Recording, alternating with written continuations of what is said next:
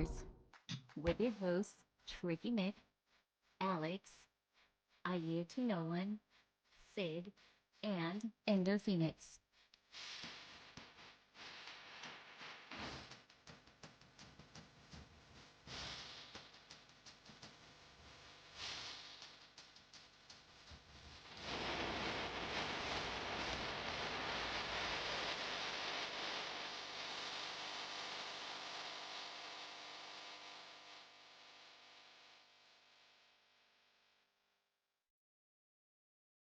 Greetings, everyone. Welcome to Trophy Wars episode number 668.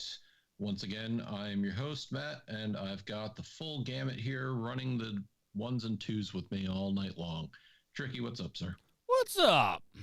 I do have a mini rant to go on to in a minute that's not PlayStation related to, but, we'll save that. We'll get back to that in a second. Yes. Alex is here, too. What's up, Alex? It's not 668, Matt. It's 666 plus 2. Really? You're going to keep doing that shit? I would have tried to do it in a Homer Simpson voice because I could hear Homer Simpson saying something like that. I just can't do the Homer voice. Well, I don't know. Yield, can you do the Homer Simpson voice? No, but I'm ready to talk some Switch 2 stuff. Okay, that's it. Yep, $90 cartridges. We'll get to that. Well, We will get to that. No, we won't get to that because I Yes, won't be buying that. Yes, we will. Tricky, what's your rant that you've got, sir? So, It doesn't matter what your rant is. I knew that was coming. Oh, he got you good, chicken fucker. Yield's audacity was like, I can't handle that much loudness. We need that sound clip. For Matt started that, and like it's so great that now we need that sound clip to where everyone gets like dunked on. It's like, oh, he got you good. Maybe I'll get Matt to record that separately and I'll put it on the soundboard. Or we could always do the D2 Mighty Ducks. He dissed you bad, G. Good old Keenan Thompson. Yeah, but that was the worst movie out of the three, so. That was D2. That was the best movie. No, we're not getting into that. Anyway, speaking of hockey, so. No one was speaking of hockey. You just brought up D2. Yeah, but it was about more than just That's hockey. about hockey. Anyway, Mr. I don't want to do 2-hour shows derailing every time I start speaking. You're the one trying to talk about hockey. Yes, because I have people want to know our opinions. So I received countless messages today about the record-breaking feat that happened. Matt, I'm sure you're aware of this, and Alex, I'm sure you're aware of this because you were trolling me with it as well. Yield, I wasn't trolling you with it. I was just keeping up with it, and we were talking about it. I wasn't trolling you. Yield, are you aware of the record that was broken today? Some dude broke Gretzky's goal scoring record. Okay, so here's what I'm going to say. One, as you guys know, I'm a Rangers fan, so I hate everything the Capitals. Alexei has a hell of a slap shot, but in the last couple of years, he's not really been playing hockey. He pretty much goes to one spot on the ice, waits for a pass, and doesn't move around. Doesn't play defense, doesn't help on the offense, but he has a hell of a slap shot, and he wound up breaking Gretzky's record today. My gripe with it is the fact that they keep calling it the all-time goals record. It's not. For some reason, hockey and the NHL does not count playoff goals as part of the total record. So what he did today was broken Gretzky's all-time regular season goals. Gretzky is still 60 goals ahead if you add into his playoffs goals.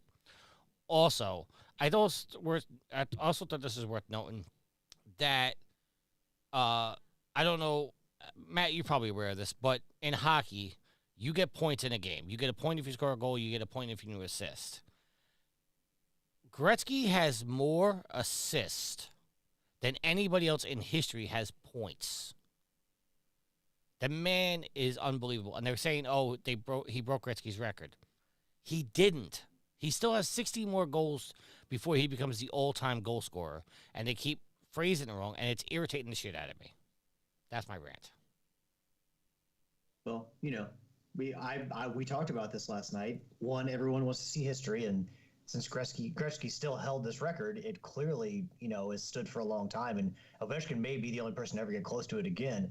But NHL, the Capitals they bumped up the price of tickets for these games so they could sell more. And I'm sure it drew interest to their games on TV. So Well, to be whether fair, you agree with how they handled the record or not, it's clearly, if nothing else, a ploy by the NHL to be like, hey, watch history and bring more popularity and bring more money to our sport. well, to be fair, the Capitals home stadium didn't benefit from this.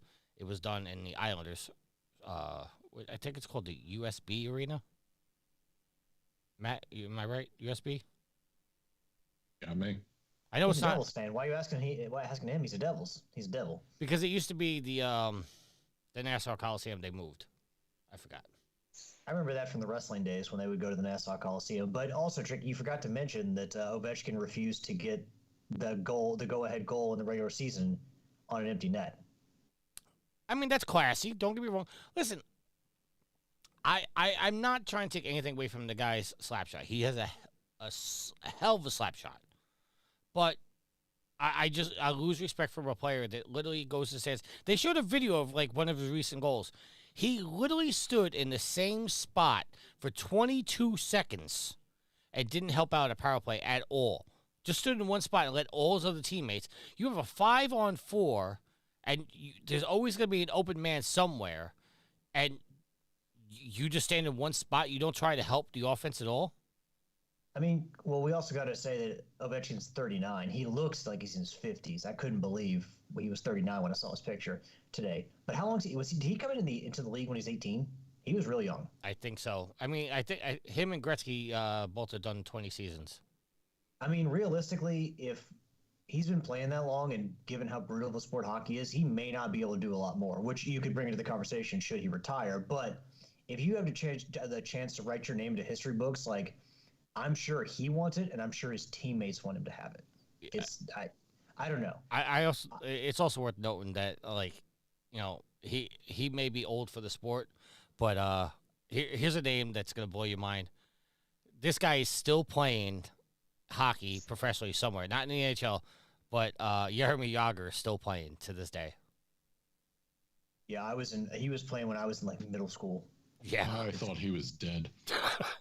Sounds like, by the way you said that, you were hoping he was. Jesus, Matt. Well, no, because you talk about Yarmir, you also talk about Mario Lemieux and what the dominant time of the Penguins was, and you look at it and go, what are you still doing? Yeah. It's like those wrestlers who wrestle into their 50s and 60s. They just don't want to give it up. Isn't Ric Flair still doing stuff? Every once in a great while. He had a tag team match a few years ago where he got juice.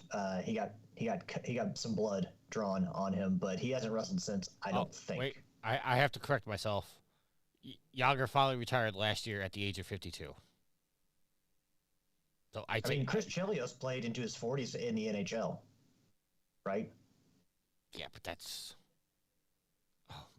Anyway, let me ask you a question, Tricky, and we need to get off this because we need to get to video game talk. If it was a Rangers player, your favorite Rangers player, going for the record, I'd still say the same thing. You would have the same issue. I would have the same issue. Listen, I'm a big Gretzky fan.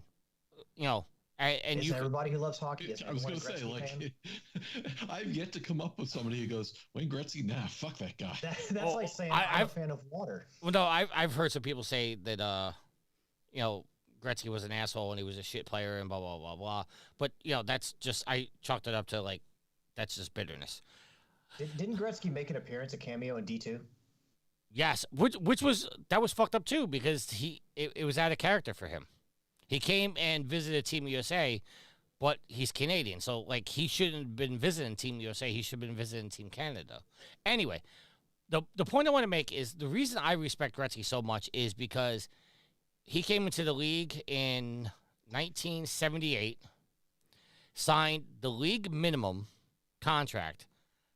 They gave him a 20-year league minimum contract, and you could say, arguably, he's the best player ever to play the game, and he never renegotiated his contract. His entire playing career, he played for the league minimum. And then when his contract was up, he just retired. That's why I respect the hell out of Gretzky. He never played the game for money. He played it for the love of the game. And he's arguably the greatest player to ever play the game. I'm sure he's also not hurting for money either. Oh, I'm sure he's not. I'm sure he got endorsements and shit. But he never, like... I'm sorry, Matt, go ahead. No, finish up, then we'll transition. Yeah, so, like, I'm happy for Ovi that, he's getting a record, but it's irritating me the way they're advertising this because they're making it seem like he passed Gretzky in all-time goals, and he hasn't. He still has 60 goals to go before he passes Gretzky for the all-time goals. And I know it's like I'm splitting hairs here, but it's irritating me the way they're calling this. I will say, though, that I don't think this hurts Gretzky's legacy at all. I think people still look at Gretzky as they did before. Like, I don't even think most people knew that he held, like, the goals score. It didn't even matter if you knew that he scored the goals record. If you ask anybody to name a hockey player, Wayne Gretzky's going to be the first guy they name. Well, it's... Or maybe the only guy they name. I'll say this, and then, Matt, you can move on. It's just, like, Gretzky owns or shares 62 NHL records. Well, now 61. I mean, he's the Michael Jordan of the NHL. Alrighty. Well, that was a thrilling 5 minutes or so of hockey. If you're still with us, don't worry. We will be talking about games soon because we're going from one of the most renowned trophies of all, and I will say Stanley Cup is the most renowned. Fuck all other trophies. We really could have worked some Wayne Gretzky's 3D hockey in there from the Nintendo 64. We really could have done that because that game I love that game. I was a Blades of Steel guy myself. Was that Super Nintendo? NHL NES. PA 93. Well, and we can't forget NHL Hits. Or Mutant League Hockey. Midway's glory days. I could go for a new Mutant League Hockey. I would say Mutant League Hockey. I could go for a new Mutant League. Whatever. Well, they had the Mutant Football League that came out on, I think it was just PC. Of course. Anyways. PC Master Race. PC Master Race. Anyways, let's do an updated trophy count. Tricky? I am level 966, total trophies of 34,330. No new plats this week. Apparently I got really busy and forgot to get my spam plat. Hey, just turn that 9 upside down. Which 9? Oh, the first 9. The first, yeah. It's funny because when I got to that level that you're referring to, I actually didn't look at my trophies for like 2 weeks to make sure I passed it. Oh dear, Alex. Really hope a black cat walk across your window tonight, Tricky. There's a black cat walking right behind you right now, sir. Cosmo is not a black cat. We don't have a black cat in this That house. looks like a black cat. No, Tricky, he's not. Trust me, I live with him. But nice try. So I am level 519, total trophy count of 10,556, and a platinum count of 190 in 189 games. Yield. Level 527 with a trophy count of 11,059 and holding steady at 209. I am stagnated, not for lack of trying, at level 221 with 1,333 trophies. But let's see, did I earn anything today? No, I did not. And Sid is at level 893 with 27,269 trophies and 849 platinums. Tricky, do we have a trophy rarity update? We do, and I'm trying to bring it up right now because I accidentally clicked off of it by mistake. That happens to the best of us. Yes. Bring it up right now. New leader at the top of Division 1, Pee Wee has taken over with 1,179 points, with Marky Frazier jumping to second. Rick has dropped to third. Top scorer of Division 1 goes to Marky Frazier with 136. Doc Chicken still leads the way in Division 2 with 1,605 points. He had 40 points this week. Psychiatrist overtakes CJ to go into second. Top scorer in Division 2 was Psychiatrist with 76. Yield, you stayed in 6th in Division 1 with 698 points after scoring 33 this week. Tricky scored 17. 2 of his rare trophies upgraded to very rare, helped to score, and now sits on 244 and 13th. Alex is on 231 points following a score of 10 and is 14th still. Rarest trophies of the week goes to Marky Fraser for an effort in Dance Star Digital at a 1.93% rarity. Second was Dodge Williams and Battlefield 1 at 2.86. Pee Wee was third in Ember with a 4.74. Waterfields for the plat in UFL. Is that United Football League? I'm assuming that's a soccer game. Could be. At a rarity of 5.66. And fifth was Crook09, was his first time in Rarest Trophies of the Week. This year going for a trophy in Blade of Darkness at 7.27%. Plat shoutouts of the week, only 5 this week. Psychiatrist got it in Tawaga Among Shadows. I'm pretty sure I'm pronouncing that wrong. Red Beer Rick in Monstrix TCG Card Shop. Diego in Twin Breaker, A Sacred Symbols Adventure. Waterfields in UFL, and California Wayne in Spider-Man Miles Morales. And that is your trophy update for this week, provided by Gareth. Thank you, guys. Really appreciate the detail you put into that. I mean, the guys do. Okay, good. Glad you all earned trophies. Keep up the good work. No, I kid. I know he puts a lot of work into that, so thank you very much for contributing to that portion of the show. On to what we have been playing. Gil, do you want to start us off? I haven't really been playing much this week. Shadow of Tomb Raider, been playing a lot of that. Still trying to get through the Deadly Obsession difficulty. I got my Gunslinger trophy, so now I'm just down just to beat the game on the hardest difficulty, and I'll have that platinum done. Keep getting stuck at certain spots of the game, and since Deadly Obsession, when you die, you go back to your campfire, unless it's a certain part of the game where it'll save automatically during, story-wise, because that's how they designed it. So I keep getting so far, and then I die, and I got to go back, and then I got to go back, go back through where I was. And so after a couple of hours, I got frustrated today and said, F it, I'm going to go play SnowRunner. And that's the other game I've been playing a lot this week is SnowRunner. Been working on the Alaska map a lot on my own, and with Nitro, we played Friday and Saturday. We played SnowRunner, and then the Brain 76, Prepare to Die, Earth Scum, and Nitro and myself all jumped into some Helldivers 2 on Thursday night. We were trying out the new Grenadier Barricade, which isn't bad. And we've also found out that we had a gas landmine stratagem, which I didn't know that. So I was able to spend some requisition slips and earn some more back. And Question. Go ahead. Do you know if the gas works on the bots too? It does. I don't think it works as effective, but it does work against the bots. It's one of those I keep thinking I want to try taking it against the bots and seeing what it does, but then I chicken out. I go, no, I'm going to use something I know is effective. I will say that the Deadeye works really good against the bots. I was running the Deadeye. We were running bots Thursday, and I was running the Deadeye, and I was impressed of how well the Deadeye was working. It staggers them a little bit.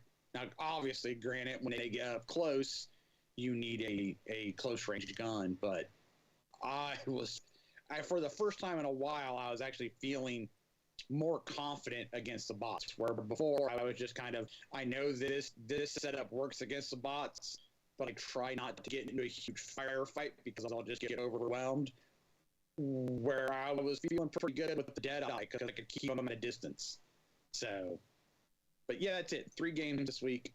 Didn't earn a lot of trophies because, like I said, I'm clearing out. I've been clearing out Shadow of the Tomb Raider and working on SnowRunner. SnowRunner trophies kind of come in bunches, as you clear out maps. So yeah, that's where I've been this week. Trying to get myself ready for. Indiana Jones and the Great Circle and Rivercraft in the next 2 months. So, Shout out to Tomb Raider will do that. That's the 3rd one in the series, right? Correct. Okay. Yeah, a while back I tried again playing the 2013 reboot, and once again I dropped off. I was like, wow, I was incredibly bored. Really? Well, Yeah, okay. That's weird. I hadn't really played a Tomb Raider. Like I dabbled in one of the PlayStation 1 ones and got stuck and got mad and then never went back. So when they rebooted it, I was like, all right, I've always heard great things about Tomb Raider. I love Uncharted, so I'll try it. I love the reboot, but that may be because I never played any of the other ones. I played the first Tomb Raider, and I was just as bored then. Okay. Yeah, no, just not my series. It's just not his thing, and I get that. Did you like Uncharted? Yeah, which is what really gets me. And it honestly is a different style of adventuring. It's like because she's a female, isn't it? I Wow. hate staring at female butts all games. Yeah, that's wow. So weird.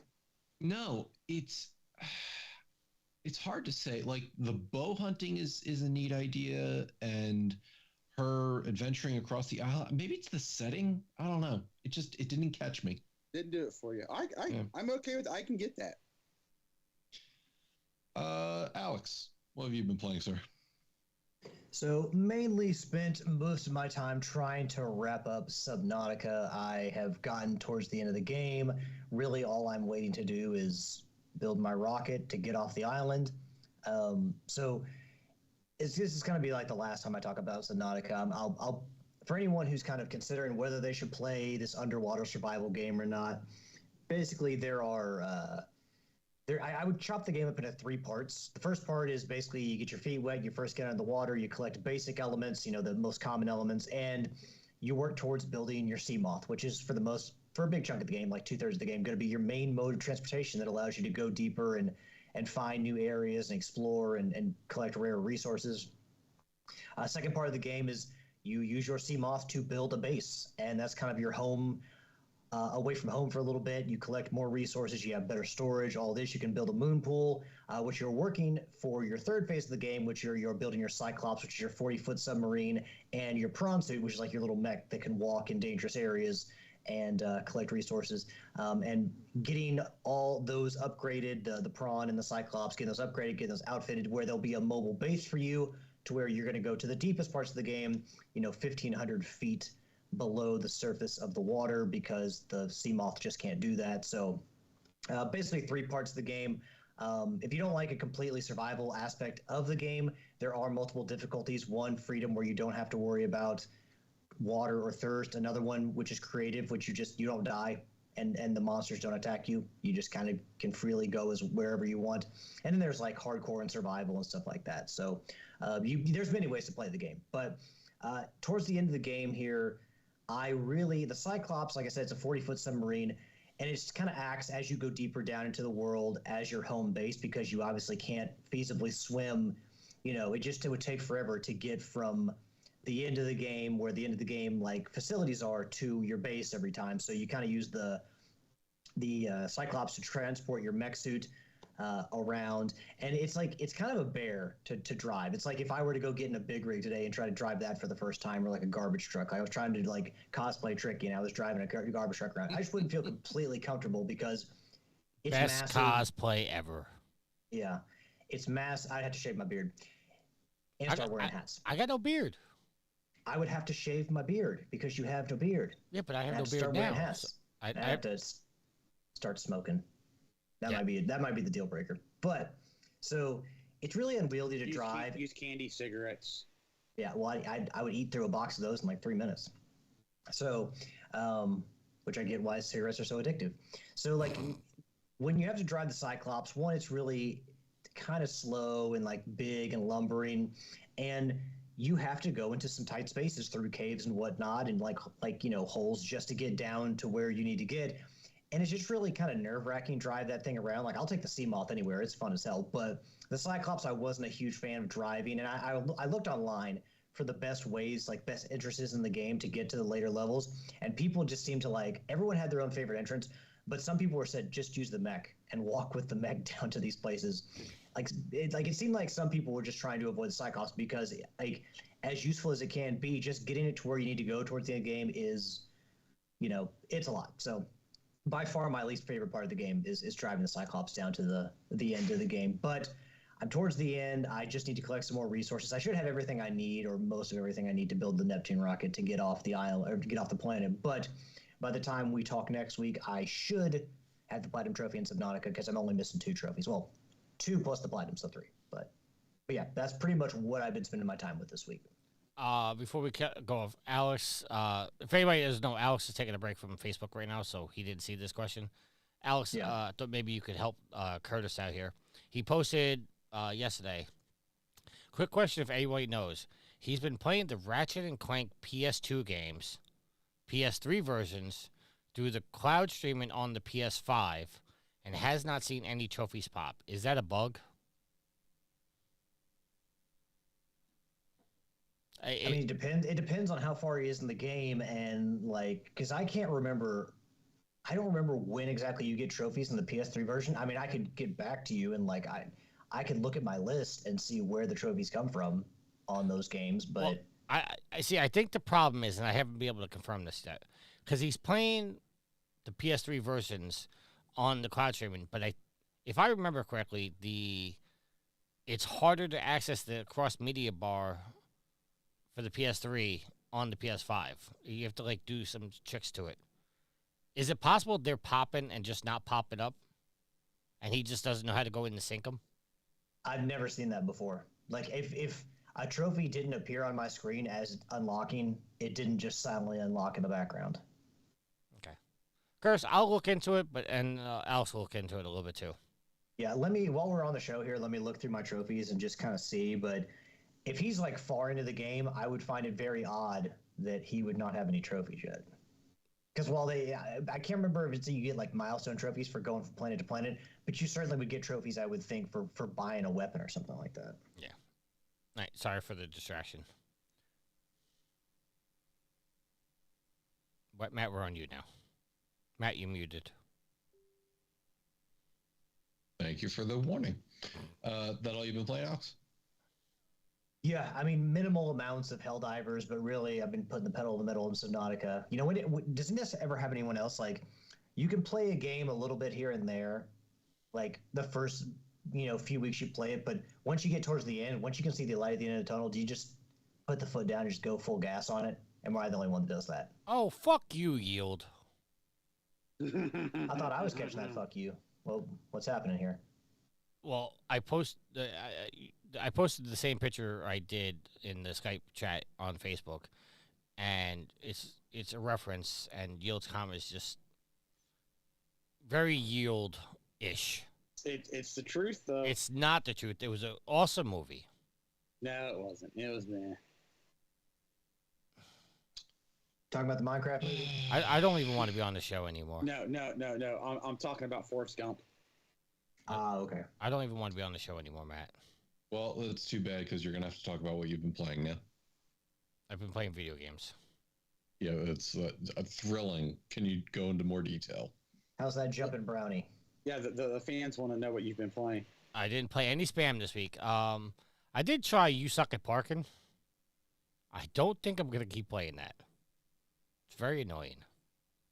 I guess it's also true. No, well, first of all, you can only go forward. You can never go back. The turn-in is very, very By design. sensitive. And you can clearly overshoot the parking spots many times. So, but I've been doing a lot more time in Assassin's Creed Shadows. Really liking the game. Although I'm having some gripes with it. I don't know. It's just like I'm trying to figure out how I can say this without spoiling anything. It's making you decipher clues a hell of a lot more than it ever did in the games. It's like it says you got to go. You have to go to this location and talk to this person, but it'll give you 3 clues. They're in this area. They're north of this temple. Blah blah blah. But it just doesn't pop up on the map to say, okay, this is a search area. So you have to take the time to go out and sync every sync point. And then while you're up there, you have to try to... they have this thing called focus, in which you reach out and you can find all the different other sync points, and there's question marks and stuff like that. and a lot of the question marks are just like bullshit. It's nothing really to do there. There's not even like loot that you could loot there, so like you waste your time going to that spot. It's just very frustrating having to go, trying to find something where I think the game should have been like, okay, go to this location. This is where the person is. And in certain games like they go, okay, this is the search area you can find them in. That's not what they're doing here. They're going, it's on this location, this location, this location, but it doesn't tell you where on the map any of those 3 locations are. So you have to start going, and you spend 45 minutes to an hour trying to find the location, and it's like a 20-second conversation. And it says, "Oh, right, go do the mission." It's just annoying to me. And obviously, I've been playing some more Division. So, anything interesting going on in the Division? The end of the month, which we don't know. I think it's April 23rd. They're gonna reveal the Year 7 plans, and they said they're gonna talk more about the upcoming DLC. A lot of people are hoping the DLC is going to be free. I think it's going to be a paid DLC. So really excited with that. Hopefully we get some Division 3 news. Because not last year, but the year before, right around that time, I think it was April 20th, they did Division Day, and they talked about a whole bunch of things. So we're hoping there's another Division Day, but they haven't announced it yet. I think it's April 23rd they're coming out for that. The story's really intriguing. I do like the different way they're, the journeys that they're doing. I can go in depth on the journeys at another time because I'd like to do my research to talk about it more accurately. But it's basically like objectives you have to do. They give you 8 objectives. You have to do 6 of them. And some of them are really, like, stupid. Some of them are really cool. Some of them are very, like, intricate. And it's like, you have to kill this person with a headshot while you're 50 meters away. And it's like, it's hard to do because once, once you start the battle, so to speak, and they know you're there, they just run around all over the place. And sometimes they just hide behind cover and you can't get the headshot.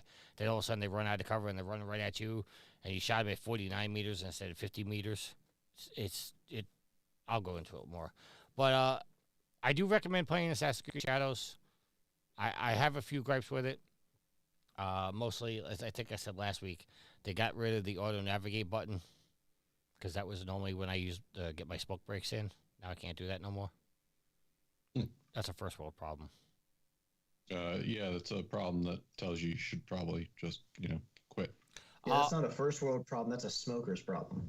And I also did see something about Assassin's Creed Shadows is that they're saying a lot of people aren't even completing the second chapter of the game. So the trophies in this game are still very rare. Well, that'll be good for you.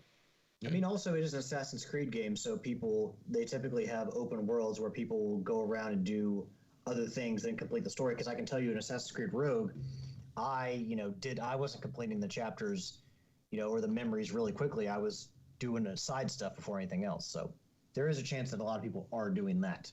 Well, they're right now, there are only 1,540 platinum achievers for the game. And the first one was popped 6 days before the game came out. Yeah, someone obviously got a pre-release copy. Yeah, well, it did have a leak issue leading up to release. Yeah, and I'm sure some review copies went out too.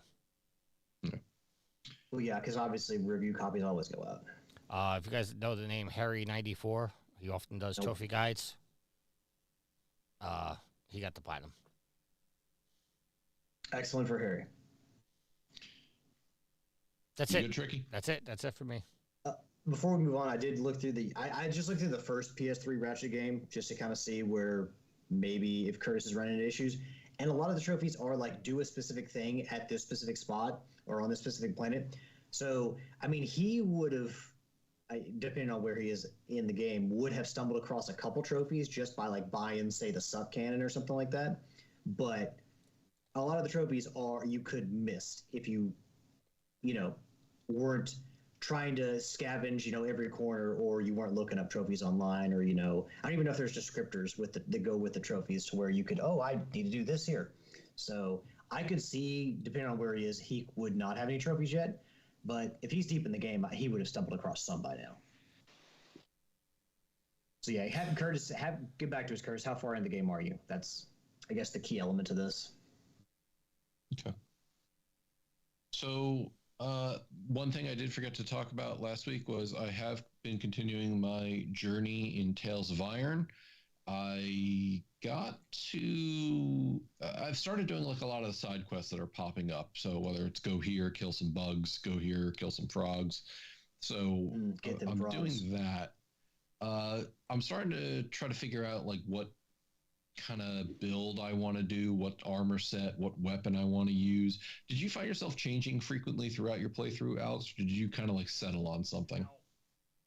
Honestly, I probably should have changed. I changed as the game progressed and I clearly was outmatched. I would change my armors and stuff like that. But for the most part, like, and this happened in Tales of Iron too, I kind of just focused on lighter weight armor that was good enough.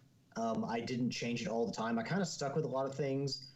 Really, what I would change more than anything was my weapons for the damage output, because obviously some weapons, especially in Tales of Iron 2, they have elemental damage that is stronger against some and weaker against others. So really, it was more, I was cycling through weapons more than I was cycling through armor. But I did pay attention quite a bit to what my armor was as well. Yeah, I've gotten a bunch of armor, and obviously it'll say one thing is better at defense than the others. When I'm playing on the Steam Deck, it's a little difficult seeing the what is that? The symbol for the enemy. That's the issue I've been having. Ah, gotcha. No, I always kind of deferred to lighter weight armor because dodging in that game is critical.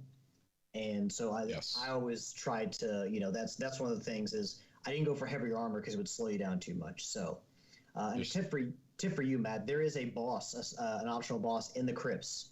I can't remember if it's Ratnor Rodinson or if it's the other guy, but they have the best weapon in the game. It's basically Mjolnir, and it will do you very well if you cross paths with that guy and are able to beat him, because he will give you the best weapon in the game. So where you are now, I don't think you have any to worry about anytime soon dealing with that, but it will come up, and Yeah, no, I'm still very early in the game, and I'm having fun exploring. The map really does a good job of telling me one area I should go to. The problem was, as I kept exploring in the sewers, you got to this gas-filled area, and it's denoted by a gas stream shooting out of the pipe up top. I thought I just had to avoid that, but no, the second I keep crossing into the sewer area, I die via gas. I'm like, oh, okay, I have to come back later. Obviously, there's something I need to get to be able to traverse this area. Yeah, there's a mask that you will get later that allows you to traverse that area. Yep. So I've been playing that. I also put time into Astrobot today. I decided, why not? I wanted to actually try playing a little bit more of it. Platinum Trophy. So what's interesting was I remember when I stopped the last time. I'm in the 5th nebula, the bird one, and this is where the symbol levels, the secret levels, are the crosses. And I remember playing because there's 4 of them in that area. I remember playing the first 2 when I last stopped playing, and it was kicking my ass. Like, I had to do them time and time and time again. Well, today, as I go to play it, I go to do them, I like 2-shot the levels. I died once or twice just because I wasn't familiar with what was up ahead, and then I completed them. I was like, had I known that, I may have not stopped last time. Maybe I just needed the break. Then I played another level. I got all the bots and all the puzzle pieces and the secret level. I went in. I now have completed all of the outer ring secret levels. I now have the one final one that pops up once you've beaten them all. So I'll go back and do that one soon, and that'll probably get me a trophy, I guess. I don't know. because then I just got to go in and clean up the rest of the last nebula and whatever comes after that. But again, reminding me, it's a fun game. I enjoy it. I enjoy it a lot. I too went on a Helldiver spree this past weekend, just playing with some friends. As I shared in the Skype chat for the guys a picture of me with my arms wide open in a field of fire that was raining down from the dropship. Which is why I don't play Helldivers with Matt, because I'm afraid I'm going to get burned alive. You don't Well, play you need the Helldivers armor. with anybody because. Well, yeah, that's true. You don't play Helldivers with anybody. Well, I can't play with Yield because Yield just runs in circles. I can't keep up with him. And Alex is like, No, I think that the last time we played, you held your own on a level 6 quite well. well, that's because I'm good at video games. And Alex just like, Well, we had to pass that up real quick and move on to the next thing. and then playing with Alex, it's impossible because God, here we fucking go. he just runs off and doesn't say, "Hey, I'm going over here." He just runs off. Yeah, because I'm looking for those beacons because Daddy needs those super credits. Yeah, how long does it go? How long does it take you to go? Hey, Tricky, come with me. No, I'm standing there fighting bugs. All of a sudden, Alex is like 3 miles away. Oh, I pay attention to what you're doing because we got to babysit you, Tricky. We're No, worried about your well-being. You're paying attention to beacons. The rest of us are like, all right, we trust each other enough to be like, all right, we know what we're doing. Everybody split off and go do some stuff. So we Go can get those finish sweet, everything on sweet this map. super credits and samples. We gotta finish off that map. So as I'm playing, I was playing with my one group of friends, and we usually play like around maybe 5 or 6 just to kind of get through a map. Another group of friends I play with, we play tryhard mode because we're playing at level 10 and actually completing bot missions. It's surprising. It was, Holy I couldn't cow. believe it. You hear that, Alex and Yield? He has 2 sets of friends outside of you guys playing Helldivers. How's We that knew make this. you feel? We know he has friends Ha- outside of us playing Helldivers. How does that make you feel? I'm perfectly okay with that because then if you got too many friends playing Helldivers, I can't play anything else. So I will say this. I'm sorry, Tricky. I'm not that jealous friend who thinks other friends can't have other friends. I will say this. You guys just killed that entirely.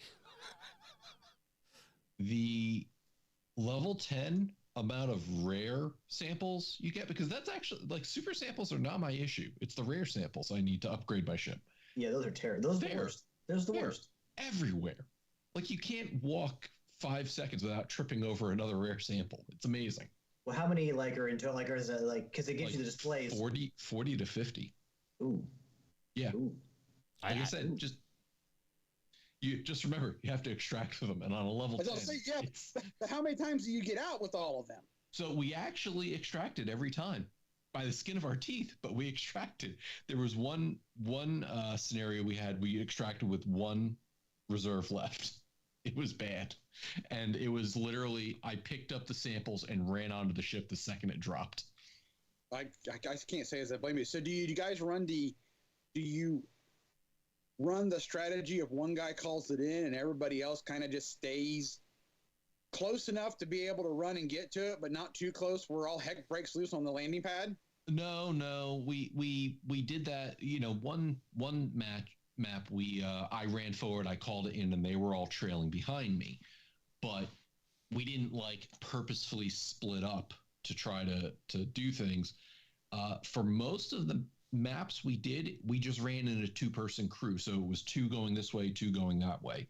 So it kind of kept us very mobile, and we understood we didn't call a reinforcement in. Like if I knew somebody over there died, I didn't call them in over me, leaving that person they were with by themselves. Okay, yeah, we do the same thing. And I tell you, it worked. And I think most of the times I ran in with the orbital laser, the shield backpack, and then the anti-tank emplacement, which is amazing for the amount of times you get to run it. And just, I would set it up on a hill above the objective, and while my teammate ran down, I just destroy anything in that area just to make sure he was clear. And then I think I would go in with the orbital strike, because I tell you, that thing takes out hulks like it's its job. Yeah. Having that up every time, just tagging a hulk, and running away, even if it doesn't kill it outright, it does a significant amount of damage to it, making it easier to take down. I have used the same 3 strategy. Well, I change up my weapon stratagem because usually I have a secondary with me, but like as far as like the orbitals and everything, I've used the same 3. The same eagle and the same 2 orbitals probably for like the last 400 hours of playing this game. Yeah. Because they just work so well. They just get you out of I've done it with the Eagle Strikes as well, because they're quick to call in, quick to recharge, and they completely decimate anything coming in, especially when it's a wave. But we just did bots. I couldn't believe we survived as much as we did. And it was at level 10. Sometimes I felt it was easier than running a level 7. I don't know what the hell was going on. I mean, let's be real. The difficulty increase is incremental at best, because when you have so many different difficulties and you start at number 7, it's considered suicide. And like what, 9 is hell dive. So like they can only do so much to bump up the difficulty. It's not like every difficulty increase. It's like, okay, now the only enemies that are in here are, you know, the tendril monsters and the bile titans and the chargers. You know, you still have all the little annoying folks. Although if they want to really ratchet up the difficulty on 10, stalkers are the only enemy you have to fight. Yeah. Wretched. But with the bots, the biggest problem we had wasn't even like factory striders. It was the gunships. And if we forgot to take something that was anti-air, it was a bad day. But that's where the anti-tank emplacement came in, because I just run out as far as I can, drop it, turn back, and as they're flying towards me, I'd be able to kind of plink them out of the sky. Well, yeah, the factory striders aren't that hard to deal with because they're big and slow and lumbering, and you can hide from them. The ships in the air, though, they can find you. Like you'll go behind a mountain, and they'll come find you. So. But that was our adventure in Helldivers. Again, a lot of samples, a lot of super samples. There's 7 super samples on level 10 that you can grab. So be it known, if you need it, that's where they are. And then the final game I was playing this week, of course, was Monster Hunter Wilds, and that is because they dropped Title Update 1, which introduced a new monster and brought back a higher level version of a monster from the base game. So I went in, I fought the monsters, beat them, and then I've just been responding to SOSs, because to be able to replay those monsters, you kind of have to find them naturally in your map. And if you don't, you have to depend on other people SOSing for help. So I've been just doing that, just dropping in, helping people with their hunts, going back, getting the materials, going back out, hunting again. It's definitely the high point of the game, being able to just go out, join people's hunts, and finish quests that you need. So it's the first of the many title updates that they do. They generally update the game for about 1.5 to 2 years after launch. The next one is already squared away to be this summer, with another monster that is returning from a previous Monster Hunter game, one that hasn't been in a newer style Monster Hunter for a while, and a lot of people are excited for that. So I think this game is going to continue on. It's going to continue being successful, and it's the newest update added barrel bowling. You just basically take a giant explosive barrel and launch it down a ramp to get points. So if you talk about more stuff than just hunting monsters, they keep adding other things for you to do in the game. So Matt, it's a lot of fun. I have to say, and I don't want to bring down like the curses of the Monster Hunter fandom here on me, but you know what I think whenever I see a monster from Monster Hunter? I'm like, oh, that dragon looks cool. And I see another one. Oh, that dragon looks cool. That dragon looks cool. Like a lot of them are very dragon-like. Well, yeah. I mean, so Monster Hunter has had a long history of trying to figure out proper variations of what they are. And to somebody who's love, Matt. No, all you need is Rathalos. To somebody who's seasoned in Monster Hunter, it's very easy for like somebody like me to go, oh, that's this, oh, that's that. They've had some weird monsters, I will tell you. They're like a flying grass moss monster is one thing that they had. They had a unicorn throughout the series. And this latest game introduced octopodes. So One's a fire octopus, and another one is like a blade octopus.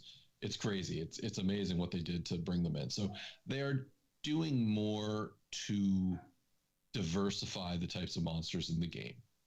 Does this octopus have blade tentacles, like cutlass tentacles? No, the tentacles can be cut, but what it does is like the ends of its tentacles form into blades, and it uses that to slice you. Give you the old stabby stabby. Very much. It's got one move where it rears like 6 of the tentacles up, and it just does like 3 different cross chops on you if you weren't paying attention. It's pretty bad. That'd be really awesome to be on like the Monster Hunter. Hey, create the monsters team. Like, all right, time to draw this T-Rex with like refrigerator arms and like hovercraft feet. Here we go. You're the art direction going, I'm going to make this monster. And then the programmers go, you want me to fucking do what now? Come on, you're a genius. You can do this. I'm the ideas guy. You're the guy. Well, that on the developers' stories before the game came out, they were talking about the one octopus monster. Like, no, we're really proud of our programmers for bringing this thing to life, because this was not an easy program, and it was definitely, it's a fun monster to fight. And the thing is, you can actually chop off each of the tentacles for their own individual carving opportunities. Like, so as someone who's not seasoned in Monster Hunter at all, I mean, I've never played a second of Monster Hunter. Like, can you like collect the pieces from the monsters and use that to upgrade stuff, or like, I don't know, cook and eat stuff, or? Well, not cook and eat, but you're getting the parts from the monsters to upgrade your weapons and your armor. Those are like your weapons, armor, and like your chain, your pendant. There's small monsters and large monsters. Large monsters are the big ones you hunt. The small monsters are like the endemic life you see. And yes, you do kill them to get meat that you go put on the grill, and it feeds you. And before hunts, you eat to buff yourself before you go in. So that is what I've been playing, and it's been a full week, and we're looking for more. I still got a bunch of games on my backlog that I want to get to, but I got to get through some of these first. So now we go on. It was kind of a slow news week outside of Nintendo, so we don't have a ton of things to talk about that are not Nintendo related this week. But the first story, as we tend to do, if I remember at the beginning of the month, is talk about the PlayStation Plus games coming out for the month ahead. And as noted on the PlayStation blog, if you're subscribed to PlayStation Plus, you are getting RoboCop, Rogue City, the Texas Chainsaw Massacre, Digimon Story Cyber Sleuth, Hacker's Memory. The first 2 games being the PS4 and PS5 version, and then Hacker's Memory is a PS4 version. I was looking at RoboCop during the Steam sale because it was on sale for $10, and I decided to kind of hold off. I got too much else to play at this point in time. Any of you played RoboCop yet? I wanted to. Oh, everybody went at once. I said I haven't. I think the brain has played it. I've seen there's some people in the community have played it. I've heard a lot of good things about it, and I've kind of thought about, well, maybe I should get it. I don't know, and so that's the one game I took this month. So I'll give it a go here. Hopefully by the end of the year, maybe. Alex? I actually downloaded it, or I added it to my library. It's what I plan to play after I finish Subnautica. So I've heard it's really good. So I mean, it's what I plan to play next. Just haven't done it yet. But I was surprised and pleasantly surprised to see it as part of the free games for this month. Okay. Tricky. Are you doing Rogue City? I wanted to play it, but it's first person. I don't think I'll be able to play it. So this is where I heard that it is kind of like a walking tank simulator. It's not necessarily that you're controlling. I think you just move forward and take out bad guys popping on your screen. Definitely take a look at it. Texas Chainsaw Massacre. I think this is an asynchronous multiplayer. says you take the role of one of the notorious Slaughter family or their victims in the Texas Chainsaw Massacre, third-person asymmetrical horror experience. So Dead by Daylight, Friday the 13th. It's Texas Chainsaw Massacre themed. And then Digimon story, Cyber Sleuth, Hacker's Memory. It looks like another story-based, like kind of a graphic novel type thing with Digimon. I didn't know Digimon was still popular. Yeah, Digimon's kind of one of those things, like this zombie incarnation that just keeps living on. You may ignore it, you may have outgrown it, but I mean, I don't know who any of these characters are on the graphic on the blog site. Like, none of them are familiar with me. I guess you could say the same thing about Pokemon mostly these days. All right. Next up, we've got Rise of the Ronin team apologizes as players blast horrible optimization. So this was a game that was released on PS5 a number of months ago, maybe sometime early last year, I think it was 2024. Well, it released on Steam on the 11th of March 2025 and immediately was blasted for poor optimization performance. So, this isn't what's interesting when you consider this, because this was a Team Ninja game. Who owns Team Ninja? Microsoft. So they made a PS5 game, and then it got ported to the PC, which is Microsoft's domain, and it's still a poorly optimized game. I was personally interested in this one, but I think with everything else that was going on with the games and prices at the time it was coming out, I said, I can wait. This is just another long line of PlayStation games, even though this is a Microsoft company, PlayStation games coming to PC that had a bad PC launch. Do you think they'll ever get it right when it comes to getting stuff over to PC? Like, because even Last of Us 2, which just released on PC, hit by bad optimization and missing features. I don't know. I really don't know, because you would figure they got this figured out by now, but I think the problem is that there's too many different kind of PCs out there with too many different configurations. It's hard to nail down something that's universal. I'm going to play devil's advocate and say that's an excuse, because at the base level, you're programming a game to run on an environment, a Windows environment in this case, and you've got three main competitors in the graphics space. You've got NVIDIA, AMD, and Intel, which you only have Intel and AMD on the processor side. RAM, yeah, there's many different manufacturers, many different variations. This comes down to at what level are you putting details into the game. And a lot of people said that Rise of the Ronin didn't exactly look the greatest on the PS5 to begin with. So, yeah. No, there's literally people out there calling it a PS3 game. Snap. I say it's a Microsoft thing, and it's a conspiracy, and they're purposefully hurting the PlayStation games. I don't know.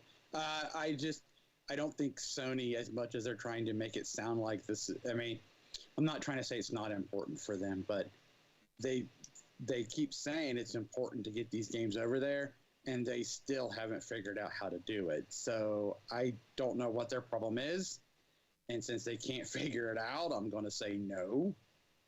But yeah, I don't know why them as a company, you would figure one of the developers would figure out, oh, this is what we need to do. And it's not just you know, a developer here or there that are having trouble porting the games over to PC. It's anything Sony they're having trouble porting over. So I honestly can't even fathom what the idea is. I mean, if you remember correctly, everybody was saying how hard the PS3 was to program for because of the cell processor. Yet the architecture now is more open, and it is. You'd think it would be easier with all the engines that are out there, but I don't know. Alex, you have any thoughts on programming for PC and why people can't seem to get it right? I mean, I know Sony has, and Sony we've had had issues with some of their PC ports of their games, and I know that the company that they typically use, Nixies, has experience in porting to PC, which is why they bought them. But I'm not really sure. I mean, with Sony in particular, like they have and their developers have a very like a lot of experience. They have direct access to the PS3 kit. As far as PC goes, I don't know. Is it just far more open? Are there far more things that people can do? Is there far more to optimize for the PC? I mean, we know PCs. There are a range of PCs out there. From what people pay for graphics cards and how they build their systems. There are a set of requirements that are put out for games. It's like, hey, make sure your system can run this, because if you can't, handle this, then it's not going to be able to play it. But the PlayStation 5 is like, and the Switch and the Xbox, I mean, unless there's two models, they have a very, like, there's a confinement there. Like, exactly what you're going to get. Whereas with PC players, there's a lot out there. Rigs are built differently. So my guess is because it's not as standardized, and maybe that's the wrong word, but because it's not just like one system out there, like developing for one PlayStation 5, maybe you have more and more people getting into the PC pool that don't have quite as much experience. Maybe Nixies doesn't have as much experience as we thought, or maybe it's just harder, to take the PS5 games from the PlayStation 5 to the PC than we thought or Sony thought. I don't know. There's a bunch of different things, but I mean, I would think that the amount of variation in the PC market can play a role in that. Yeah, I know it's not the easiest thing, and us sitting on the outside saying, "Oh, I don't know why they can't get this right." It just always seems that, I mean, even Monster Hunter is not immune from it. People were complaining about poor optimization and high spec requirements when it launched. So I get it, and a lot of developers on PC are relying more on NVIDIA DLSS or AMD FSR for frame generation and AI created frames to keep up with things. I mean, personally, I don't care what tech is used as long as my frame rates remain high. I know there's sometimes visual glitching and things like that come with it, but on the PC side, your tools are so vast to be able to do things. So I don't know. Hopefully one day somebody figures out the formula. Speaking of formulas, there are a number of formulas being used in the spring PlayStation sale. As noted on the PlayStation blog, started back on March 23rd, 26th, one of those, and it will be going and refreshing through April 23rd. And there are a ton of games on this. If you guys haven't looked at the list, I urge you to. There are a lot of games here. Anything you guys looking forward to? Anything you see on the list that might be interested? There was nothing on my wish list that popped up on the sale that was screaming, grab me now. Most of the games that are on there that I don't know how good of a deal it was because it doesn't show me, but I already own a lot of them. So that's where I stand in this sale so far. Yeah, I mean, they talk about Elden Ring being 40% off, the cross-gen bundle for Call of Duty Black Ops 6 being 30% off, and Baldur's Gate 3 being 20% off. So there's some deals to be had on some really great games. Tricky, anything you're trying to grab? No. because pretty much I buy everything when it comes out, and then I get screwed later when it get discounts and free. You are not a patient gamer. No, I like to support. Alex, I like to support my gamers. He's developing the developers, is what the argument he always likes to I like use. supporting my developers at full price.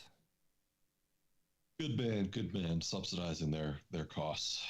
Alex. Yeah, I mean, honestly, for me, like, I mean, there's a ton of games here, and I'm not saying that there's nothing worth buying the sale, but when you have like a list, just like a list of words, it's just kind of like words until like you see an icon or you see a video, because you may not have heard of, everything on this list. I mean, I see a lot of Resident Evil. There were a lot of Assassin's Creed on there. Some of them, which are probably available on PlayStation Plus, thanks to the Ubisoft Plus stuff that is part of the extras catalog. I mean, there's some Lego games in here and stuff like that. I mean, no, I mean, just looking at this, I see a few things I've already played, but no, I mean, I'll check it out because, like I said, it's much different looking at a list of games than it is like going through it on the store and being able to see icons, being able to see pictures. I'm not saying I buy games only because of the pictures, because I never would have played Mega Man in the first place, but it does help to see it on the PlayStation Store because there you have prices of every game, and for some game you may be like, oh, I don't really want to play Doom Eternal, but it's only $2. Oh hell, why wouldn't I don't know. It's just, this is not like PlayStation putting out a list is not enticing enough. It's when I get on the store and can see everything laid out. I can concur with that. I've bought a couple of games because I'm like, oh, that's an interesting picture, and then you read the synopsis of the game and you're like, oh, for $1 or $2, yeah, I'll play that. Yeah, I mean, if you're lucky, there's a trailer and there's some media there where you can look at the game and get a better idea of what it plays like. So, well, I do take issue with the article not providing any sort of pricing for the individual games on there. So that's one thing. Number two, somebody in the comments actually goes, the only reason the list is so big is because it includes thousands of scam games like Call of Honor, Shooter of Warfare.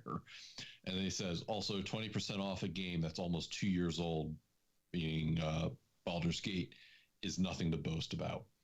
So I don't know. I think it's better than something. Wow. Anybody who wanted to buy into Baldur's Gate has already bought into it. Maybe this entices somebody who hasn't. Hey, if you're waiting on Starship Troopers Extermination, it'll be a part of the sale. I mean, I'm always looking for a sale. 20% on Baldur's Gate. Baldur's Gate is still selling well. That's why they're only dropping it to 20%. If the game was a lot cheaper than that, even at 2 years old, then it may not have the life that it should have. So I'm all for a good deal, but I don't know. That just seems like a hot take. Okay.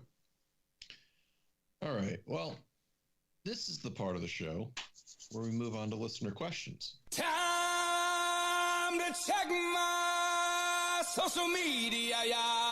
Fuck you, Joe. But nobody likes my post, so therefore it doesn't matter. We don't have any listener questions this week. All right. Topic of the week. Hello again. Oop. Toe. Topic of the week. Soundboard guy's having some issues. Well, fine then. Fuck you, Matt. I can still see Matt's disapproving shaking of his head going on right now. Do we have no Sophie's Trophies this week? I hit the wrong button. Okay. Well, it was good to hear Sid again anyways. All right, topic of the week. It's the same thing everybody else has been talking about this week. It's the Switch 2 announcement, and boy, are there things going on that we need to get out here. So if you have been living under a rock and have no idea what a Nintendo or a Switch is, Nintendo announced their Switch 2 information direct and had it on April 2nd. Meanwhile, I was on the road and I didn't get to watch this live, so I wasn't able to live react with everybody else. But here's the premise. They announced that the Switch 2 is releasing on June 5th, 2025. And they gave more information about the hardware requirements and the thing and some of the games that are coming to it. Pro tip, it's a lot of remasters, a lot of Switch 2 enhanced games. But what a fail. There's a couple different pieces of information that Nintendo has either left out or just blatantly forgotten to tell us. So here's the long and short of it. The Switch 2 is a larger system than the Switch 1. It went from a 6.2 inch system to a 7.9 inch system. Woohoo! Hey, I am happy with that larger size. That especially coming off of playing the Steam Deck. What was really interesting was we didn't get a date that pre-orders were starting, and we didn't get a price at the Direct, but the price started to become known immediately after the Direct. And I don't remember all the international pricing. I'm sorry, but in the US, it has been priced at $450 for the console. Called it. And $500 for the console and digital Mario Kart World, which is a Switch 2 exclusive game. Called it. And that in and of itself, not exactly newsworthy. We all were thinking it would be $400 to $500. Yes, Tricky, you called. Yes, Tricky, you called the price. So there's so many places to start. I think it's very telling that they didn't announce the price during the Direct. That they waited until news outlets started reporting it. Because they also didn't give us the price for the games. They didn't announce any prices. And I thought that was very telling. Is like they didn't want all the negativity on their video. They wanted the negativity to be on the news outlets and on social media rather than on their video. Well, so here's the troubling thing. We talk about this being a $450, $500 console. And we are all like, well, we know what's going on in the US. We're not going to get into a political discussion here, what's right, wrong, or indifferent. But the fact of the matter is, President Trump is implementing tariffs. And we all had no idea if the 450 was inclusive of tariff pricing, was not inclusive of tariff pricing, no idea. But I want to say at the 450 mark, more people than not were saying, okay, cool, I'll pre-order that. I was one of them. And pre-orders were going to go live on April 9th, meaning you can go into a GameStop. I assume you'd be able to go on a Best Buy or wherever and reserve a system if there was stock available. Well, immediately after was the big announcement of the amount of those tariffs going into effect. And basically the day after maybe 2 days after the Direct on April 2nd, Nintendo came out and said, well, we're not going to open up reservations in the US on April 9th like we planned. We need to figure out what we're doing based off of this whole tariff situation. The release date for the console, June 5th, remains unchanged. We'll be back with more info. And like I said, they started holding some Treehouse Directs, just showing off one individual thing at a time, including some of the games coming out, some of the features. So the first thing to talk about with you all is, like I said, I'm in for a $500 console, including the game. Because now the other part of the conversation is we're finding out Nintendo Switch 2 games, for the most part, are going to be $80. That's a lot of money. Then a news outlet broke on the UK pricing for Mario Kart World, which was $80 digital. I'm sorry, 80 pounds digital, 90 pounds physical. Maybe that's where the $80 and $90 came from. Yes.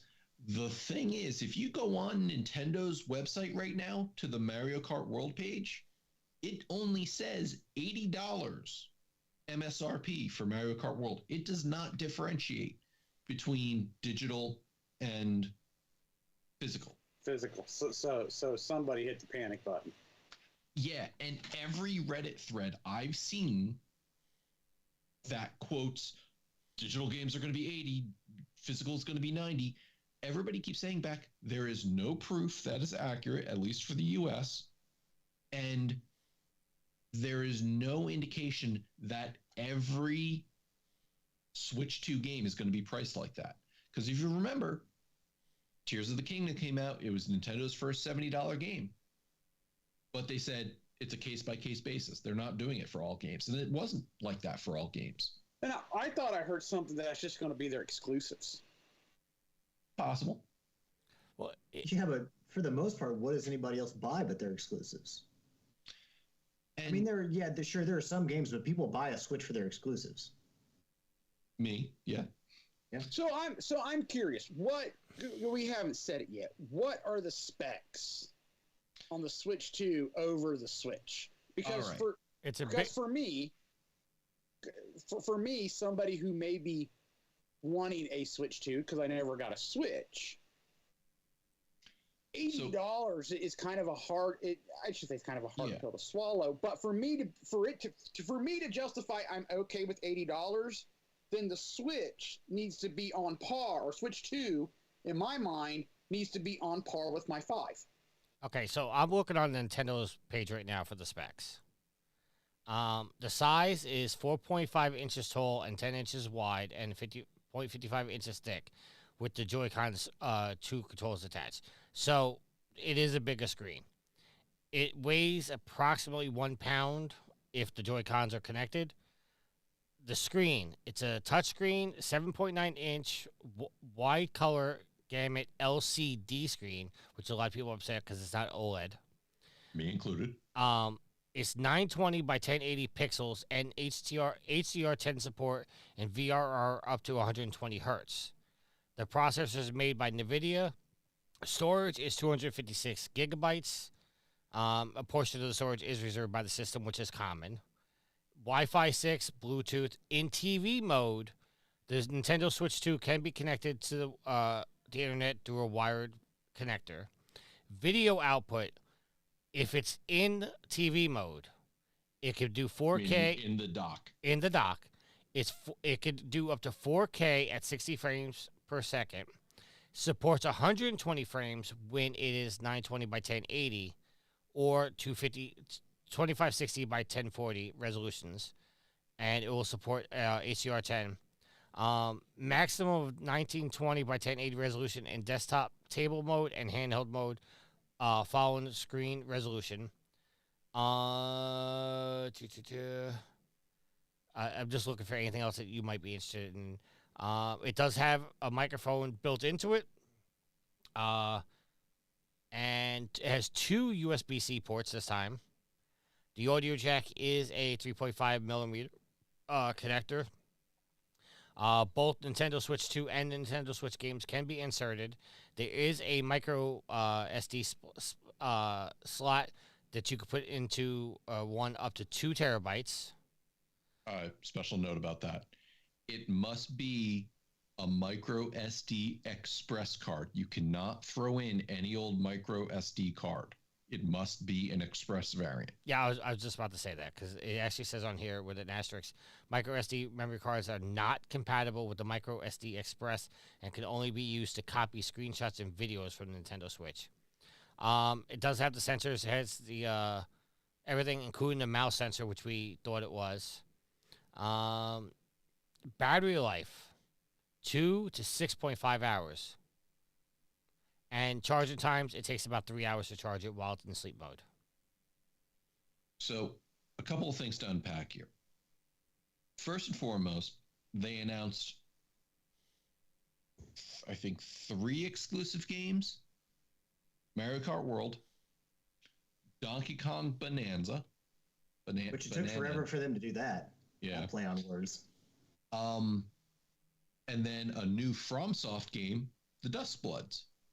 Which I don't think is going to be exclusive after probably launch. Not for long, but it's there.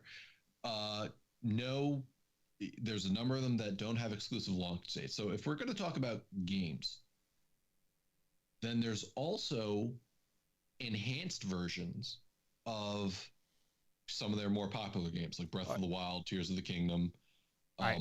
Before we get too far into that, because I actually have a point I want to make about that. I also think it's pretty shitty that they're charging for their tech demo, the welcome tour. Yes, we didn't talk about that yet.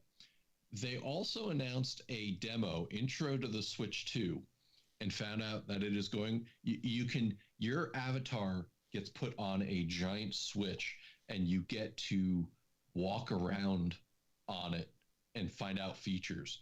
And for this privilege, you're paying $10. Wow. So basically, Did Nintendo take a page out of? I was going to take a shot at Microsoft, but Sony's kind of doing some crazy stuff. So we got Astrobot to learn how all the features of the PlayStation 5 and we got it for free. Game. This is a guided tour. Right. This is a tour, and you have to pay for it, which I think is pretty shitty. But going back to the upgrades, I haven't seen anywhere where they're saying how much they're going to charge for these upgrades. So the enhanced versions of Breath of the Wild and Tears of the Kingdom are, I think, listed as $70. So if you just buy the enhanced version of that game, it's there. No clue on the individual upgrade, but if you are a Nintendo Switch Online member, you get those upgrades for at least those games for free. Free, I'm using air quotes. Where did you see that? Because I haven't seen that at all. That it's noted. It's been in news articles. Okay. Then there's other games, like for instance, Pokemon Scarlet and Violet. You're getting free, and it's giving you the free enhanced version regardless because they're more recent games. There's a couple other games that are like that. Back compatibility is not 100%. They put out a list. It's probably like about 50 games or so. The biggest thing I think I saw on there was like Doom Eternal. Everything else I was like, okay. PlayStation 5 had the same exact thing where they said we're 99.9% backwards compatible. Some games are not. And I know the PS4 roster of games is much smaller than the Switch One games that are backwards compatible. So they also announced that. Hold on, Matt. Can let me ask: is there going to be a cost? Someone, and this is rumor. I consider rumors until somebody confirms it. But are you going to have to pay extra money to play your old games?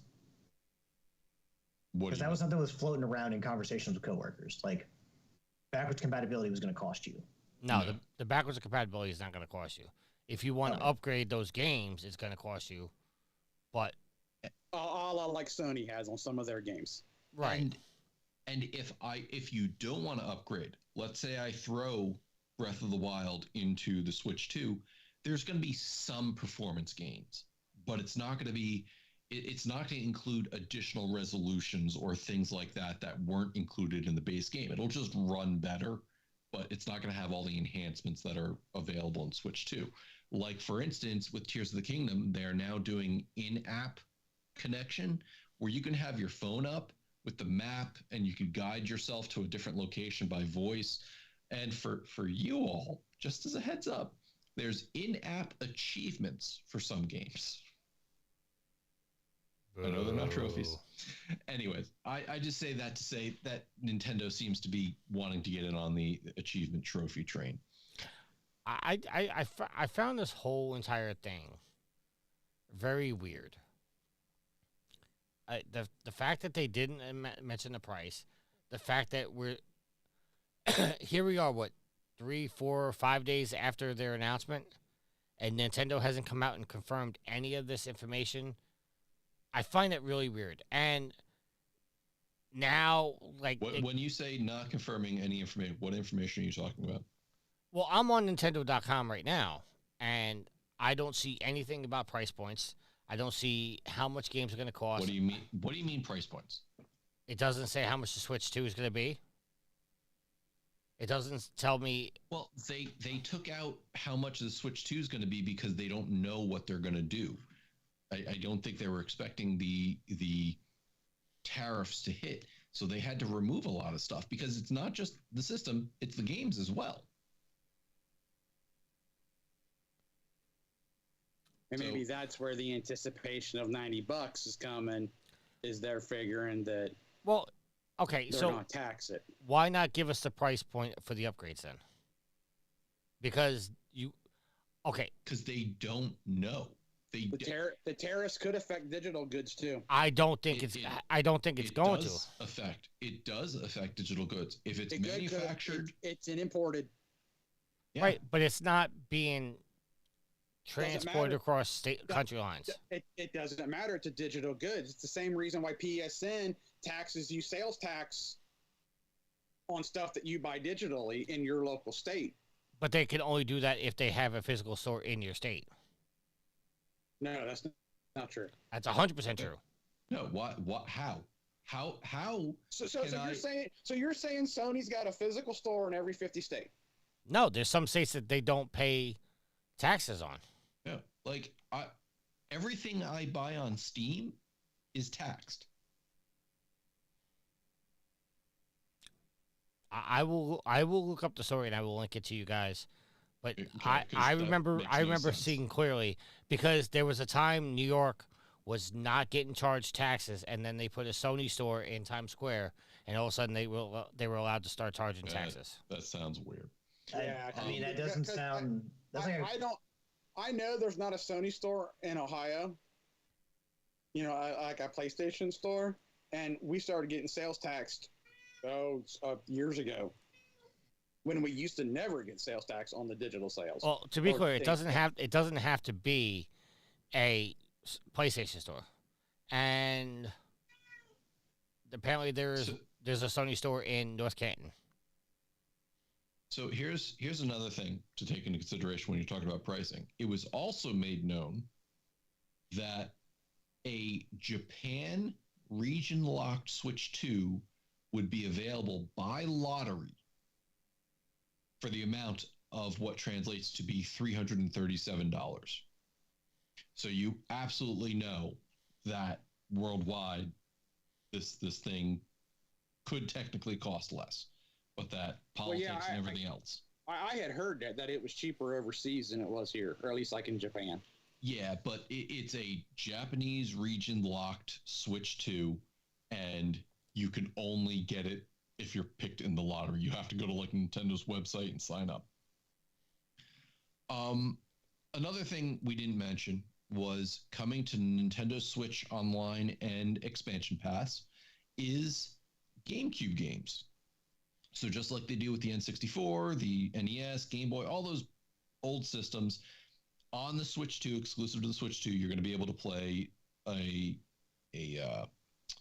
procured list of GameCube games, and they are also making a GameCube controller available to Nintendo Switch Online purchasers. Man, I'd rather have the GameCube and the N64 classic consoles than these. But we all kind of figured that once they started rolling out games on the Switch Online, you know, the different channels, the SNES, the NES, that those smaller, you know, classic consoles were going to go away. Well, they're not going away. It's just that this is available via the Switch 2. Well, they're not making a GameCube or a Nintendo or a 64 version. And Tricky alluded to it earlier, but also they're releasing different accessories for it. You know, they have a new Joy-Con system. They have a new Pro controller. And all of those have a C button, which is a new button that they've added to it, which is the chat button. So if you subscribe to Nintendo Switch Online, you can now go into a chat with your friends, and you can hook up your new camera. And the camera will superimpose your picture. It could be used in games, like the example they gave was in Mario Party. You can pump your fist into the air to hit the coin block or the movement block. So it is another feature, and they've already come out and said that you don't need to use their camera. You can use other cameras. They just haven't given a list of what's compatible. And that camera can be affixed to the system via the new USB-C top port. So as Tricky said, the system now has two USB-C ports, one at the bottom, one at the top, and one at the bottom, and both could be used for charging. The one at the bottom is meant to be hooked up into the dock, And then the top one is then free and available for the accessories. But it is also to be used when you're in tabletop mode, meaning you use the kickstand and you have the system just sitting there. You can then plug in a USB-C at top, which will allow you to charge the system while it's sitting on the table, which is something we all complained about on the first one. A couple developers have come out and said that they're happy with the Switch 2's horsepower. They estimate it to be about 10 times as powerful as the Switch 1. The interesting thing that came out that Nintendo advertised is a game key card. In Switch 1, if I went to buy Doom Eternal in the store, I got the case, I brought the case home, I open up the case, and guess what it is? It's a code. Code you go put in, sign it to your account, and download.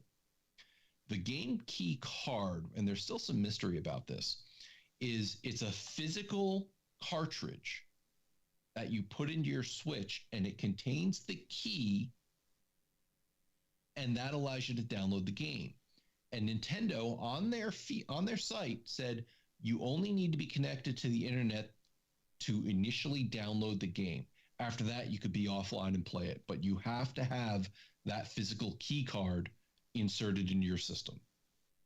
So that's the next big thing I want to talk about. Alex, have any thoughts on that? Basically, further proof that you don't own a game. Like, I mean, kind of, it's something we all kind of knew and something, but like just getting a key card essentially, and the game is still digital. And then I guess what, Matt, does it download the game to that key card, and then from then on you play it off that card? Downloads it to your system. Okay. You basically the card is basically an unlock key where the game downloads onto your system, but you still need the card in the system to play the game. And our theory on this, it's wait, I thought it was just the first time you needed it. Just the first time, yeah. No. But you can play it from there every time afterwards without the key card? No. No, you have to have the key card inserted. Okay, you only have to be connected to the internet for the first time. Yes. Okay. And our thought on this, because this is not going to be every Nintendo Switch 2 game, because there's people out there saying that's how every game will work. And that's absolutely not true. What this is I'm theorizing that a game that's bigger than the card can hold. That's what I'm thinking. Why they're doing that. I think that's I think that's the reason they're doing that. But I'm sorry. I don't think Alex was finished with his. Which is an interesting theory. You know, it's like, hey, it can't fit on this little. Which, again, if you're rubbing up against the maximum capacity of these little cards, why do the cartridges? Like, is it just because of backwards compatibility? Do you just like the format and how much it costs? Like the goods, you know, like how much it costs to process and make these chips? I don't know. It just seems like if that is the actual issue, there's some games are too big for these cards. Find another medium, you know, because they went to these cards after going to CDs. Then, you know, I don't know. Is the format itself kind of obsolete? But if you know, they were able to fit Breath of the Wild and Tears of the Kingdom onto the cartridges, so clearly is quite a bit of room that they can play with there. But I think those games still download onto your system, though. I don't think the full games were on those cards. Okay, well, I mean, this is, again, more... It blurs the lines between what you own and what you don't own. Because, I mean, yes, if you bought the cartridge and the game was on the cartridge, you would always have the cartridge in the system. But to have it, like, digitally and then, I got to remember where the cartridge is, I don't know. I kind of would like everything to be more clear, like, hey, you don't own it, you do own it. Like, I don't know. I would prefer more black and white, no gray. If you just buy the game digitally, you download it to your console. If it's on the cartridge, it's on the cartridge. Like, you know, more simplistic, because like I feel like too much is lost in like, and too much rumor comes out of it, and like what the intent of these companies is. Like here, just kind of theorizing why Nintendo is doing this. It's just like it should be more. You buy the cartridge, the game is on the cartridge. If you buy the digital version, it's a digital version. I don't know. And if it is just because the game can't fit on the cartridge itself physically, then advertise that, say that. Like otherwise, you just kind of leave open this room for discussion where people's minds run wild. Yeah. So part of that, my question is then, if I take the cartridge and I install the game on my cartridge or on my Switch 2, And then I go over to Yield's house and go, hey, Yield, you want to play the game? And he goes, sure. And will he then be able to insert that and install that on his system? Now, he Or is can't. it like a one-time use thing? Because you have the key. Yeah. So That's another question. See, like Alex said, I just wish they were more clear with how this goes, because I didn't even think about it. They might be too big. If that's the case, come out and tell me, because I would be, I guess, more forgiving if they're like, hey, this game is too big to fit on this, so it's a key. Which at that point, I kind of agree with Alex, and just sell it digitally. Don't sell it physically. It almost feels like, before we kind of start spitballing, it almost feels like they're pushing digital, but we're going to pander to the physical people by giving them a physical thing, but it's just a key, a glorified key. Yeah, because imagine going to like a game convention and you're buying like a Nintendo 64 game, and it's like, oh, well, that's just the key. There's not the actual game on there. You know, you actually have to download it digitally once you put it in the thing, but it's a one-time use code or whatever, so you can't actually download anything. So you just have a key code in there. It's just shaped like a cartridge, and you have like a sticker on there that says Turok or whatever. Now, could that be, since we're theorizing, could that be what they're trying to do, is to limit resale? Well, they've been trying to do that like for years now, like all different kinds of ways. But you would think, if it's a one-off key, I was just saying, and I don't know if it's the case, but if it wasn't a one-off key, then you actually give a lot more people than that one person access to that game then. And if it's not a one-off key, then reselling a digital game suddenly becomes possible. However, that is true. There's a ton of theories and a ton of concerns I have from a loss perspective of, okay, from a company perspective, they now have to combat piracy on that level. And from another perspective is that they got to figure out, they need to tell us how that works. From a consumer level, if I go to a convention, what's to say somebody doesn't have these cards that don't actually have anything on them and is selling them? And let's say it is account bound. And they sell it. Maybe they put a different sticker on it and try to sell it as a different game. I don't know. I look at it and go, to Yield's point, yeah, we need a lot more answers on that feature. And then there's the article about the battery life, and there's articles out there saying it's worse battery life than the Switch 1. Well, it technically, yes, worse than the Switch 1 version 2 and the Switch 1 OLED version, but the 2 to 6 hours was right in line with what the original Switch was when it released. So I don't think there's much change there. And now you've got a system that does 120 hertz variable refresh rate in handheld mode. The Switch 1 was 720p, 30 frames per second. That is something to say. That's a huge boost. So therefore, the battery is of a concern. I am upset that it's an LCD, not an OLED, but at a 1080p screen, people are seeing it, says it still looks fantastic. What else? Yeah, so there's a lot of up in the air stuff right now with the Switch 2. And I don't know if we're going to get answers anytime soon. But if they come out and say, well, due to the tariffs, it's not going to be $450, $500 in the US. At the tariff percentages, that might be a $600 Nintendo console. Well, they were estimating about $540. But still, that's. So you'll go get a second job to play our system and buy our games. Well, you most likely have to go get a second job to buy some groceries in this country. So that's the biggest thing that I want to bring up from this. For me, in Nintendo, there's too much uncertainty now. I would like to own a Switch 2, but it's definitely not a day one purchase. And I think that from everything that's been bandied about, for a console that's not cutting edge, for not as good of tech as a PC or an Xbox or a PlayStation, I think that asking what they're asking now is insane. 500 is way too much. I think 450 is way too much. And especially when you factor in, I would be able to stomach 450 more if the games if we go from $50 to $80 games or $90 games, that's insane. Like that is insane.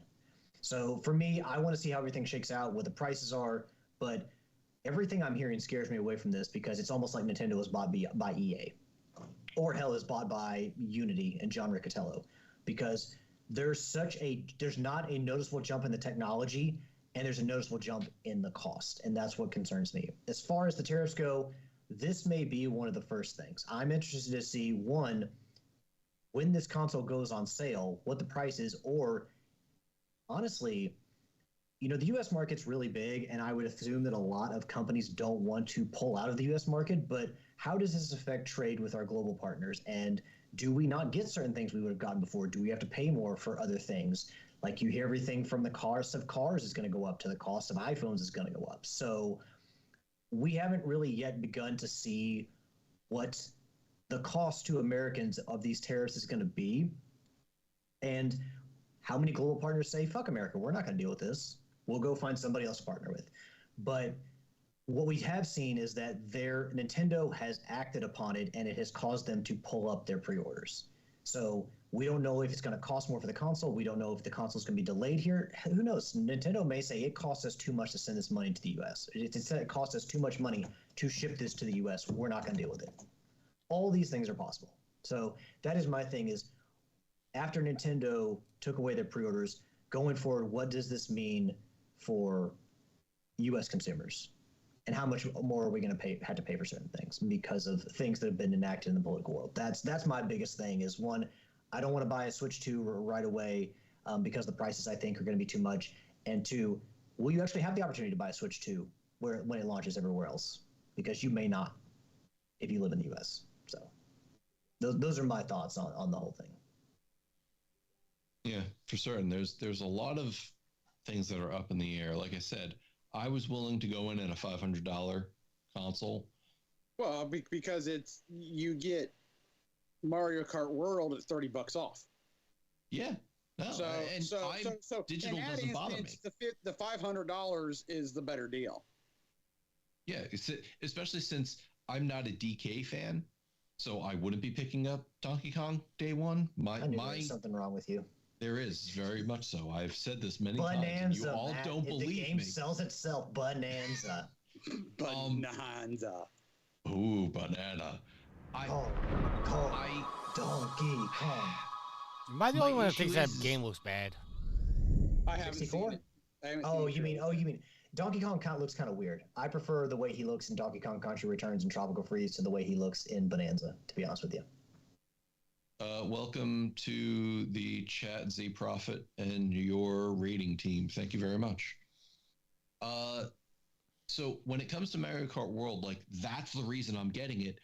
But down the line, Metroid Prime 4's Switch 2 enhanced version is why I'm getting it. Because I saw the footage from Metroid Prime 4 playing on the Switch 1, and it looked choppy.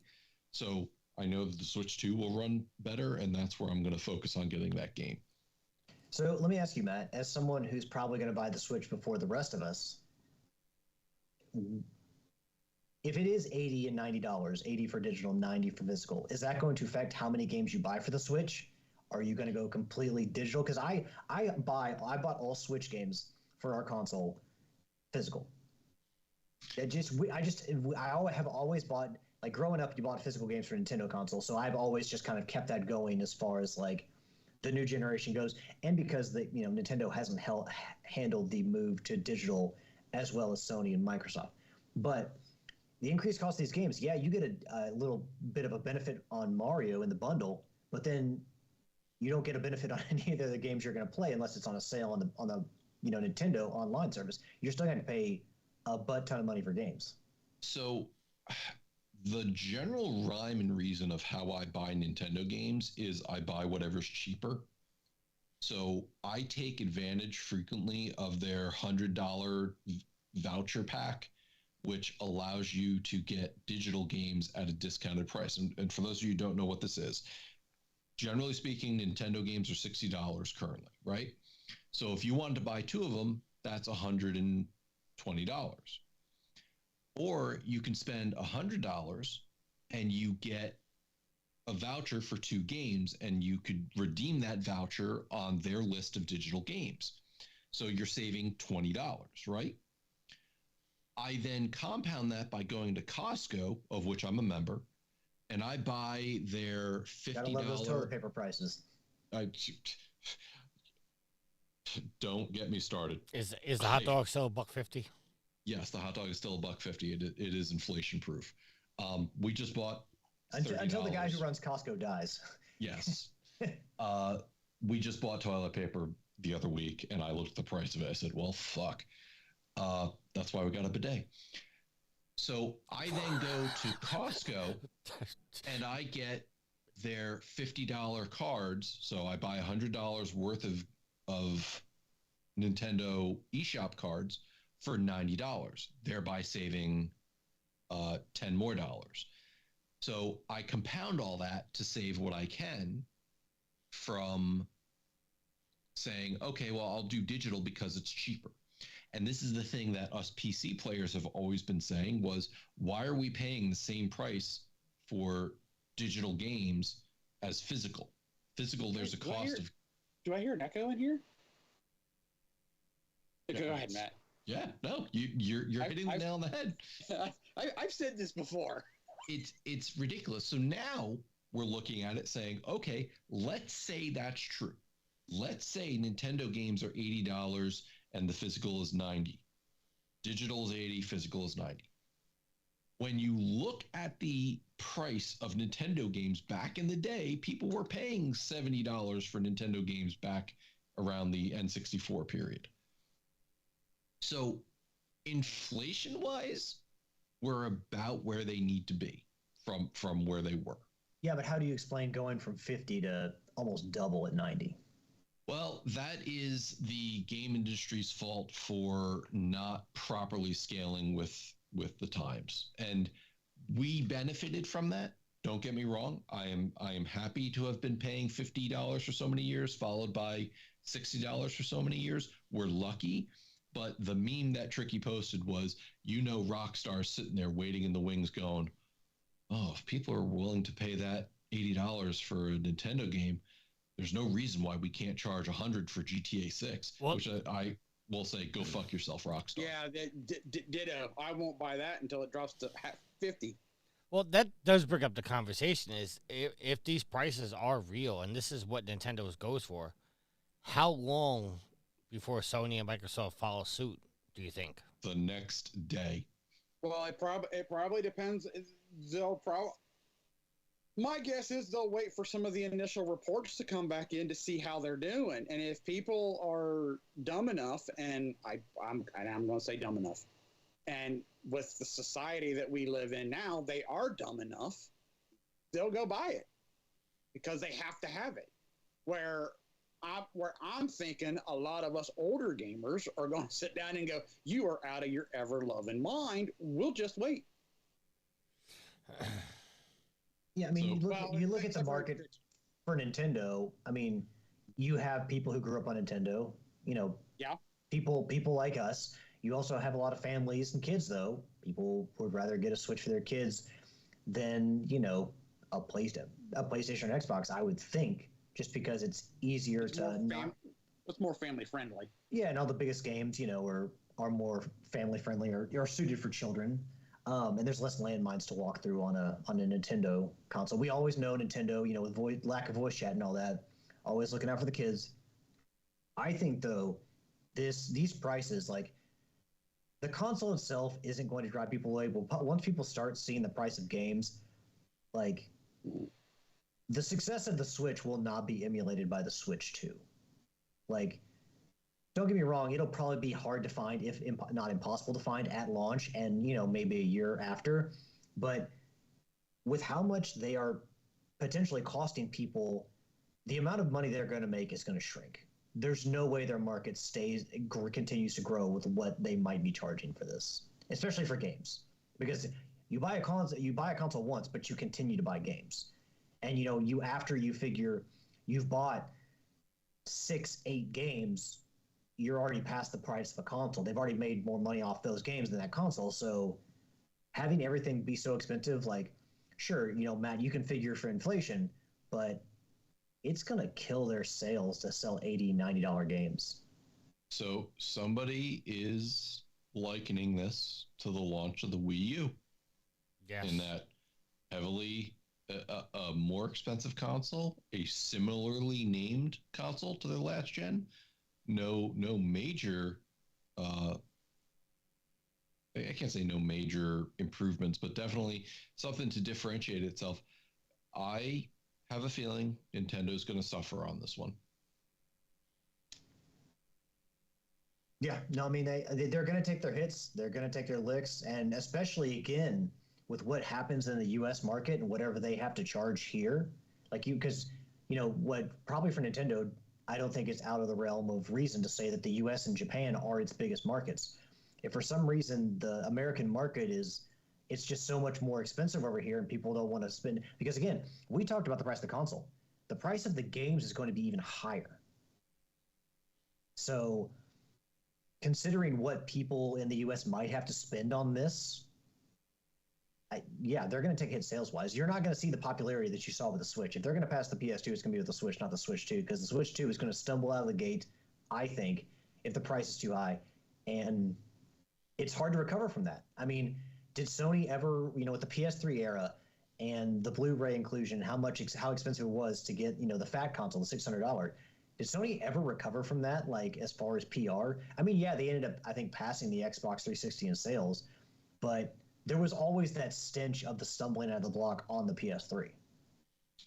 So the next thing to talk about, and really probably one of the final things that's starting to come up towards the end of the show, is if Nintendo wants a win, they need to turn around and say, okay, we need to figure out how to do this, because if they're not going to raise the price, and for those listening, I'm using air quotes again, technically, because they can't circumvent the tariff price, that automatically gets applied upon import.